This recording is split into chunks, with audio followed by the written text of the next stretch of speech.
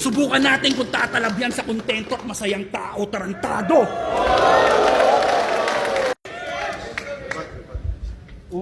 Sisimulan ka ng ganito. Freestyle muna. Sino dito yung mga pumunta na naniniwala na kaya kong talunin ni Akata? Taas nyo kamay nyo. Diba? Hindi pa nagsisimula, nabali ko na yung paniniwala. Sa coin toss ako pinili nitong bobo na mama. Alam niya kasi sa battle rap, pre-battle lang aking panata. At the fact na pinauna niya ako, that means nag-iisip siya ng tama. Hindi ka baliw.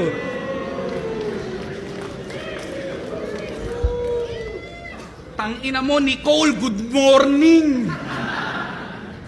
Pangalan pa lang, alam nyo na kung ba't punong-puno to ng galit. Lumabas siyang walang bayag sa ultrasound. It's a girl! So yung mga magulang mo excited. Nagpasadya agad ng kobre ka, masama na nahi. Sinuyod agad yung market. Kaso nung lumabas kang may bayag, mas nang hinayang pa sila sa gamit. Ba't pa daw papalitan yung Nicole na paburda na sa blanket?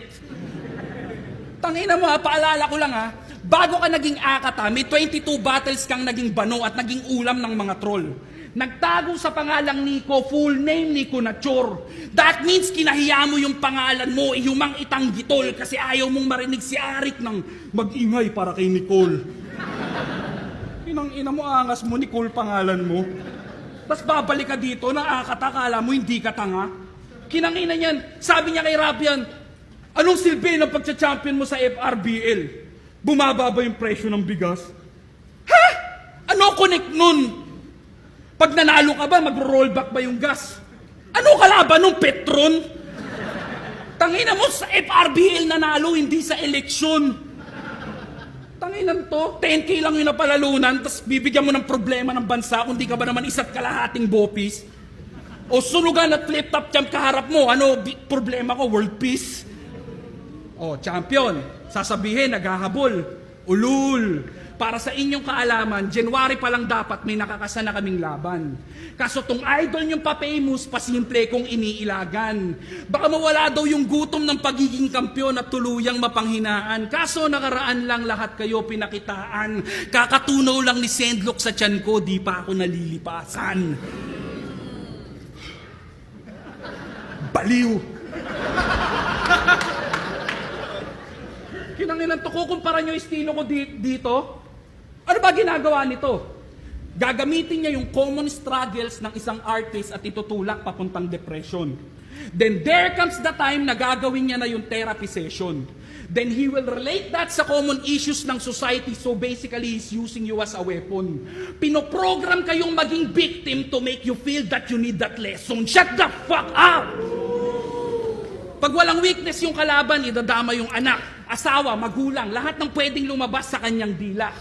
Kung kailangan patayin, rapin, paulanan ng suntok at sipa. Alam niya kasi yung masakit at yun yung mismong nakakalungkot makita. Kasi lahat yun galing sa taong di nakaranas ng kumpletong pamilya. Wala kang father figure. Iniwang ka na nung bata pa kayo. Walang oras sa'yo si mom, mas importante yung trabaho niya sa'yo. That means wala kang papa, tas di kalab ng mama mo. Mama ni Poison, disgrasyada, tapos mama ko edukada. Love ka ba? Ano mang narating niya sa buhay, yung masakit na katotohanan di mo kayang tanggapin. Malaki ang kaibahan ng batang natustusan lang sa naranasang mahalin. Diba, usapang pagmamahal ng ina, wala tong maipagyayabang miski na ano. At sa puntong to, kaya kitang saktan kahit sabihin ko lang na ang sarap magluto ng mama ko. Nak, bagong game! Sasamahan ka ni Yaya mag-play. Si Yaya magluluto ng food, siya din magsasalin sa plate. Hinayaan sa mahal na school ka magstay, pero si Yaya kasama sa family day. What the fuck is up with that? Man, real shit. Si Yaya kasama sa family day.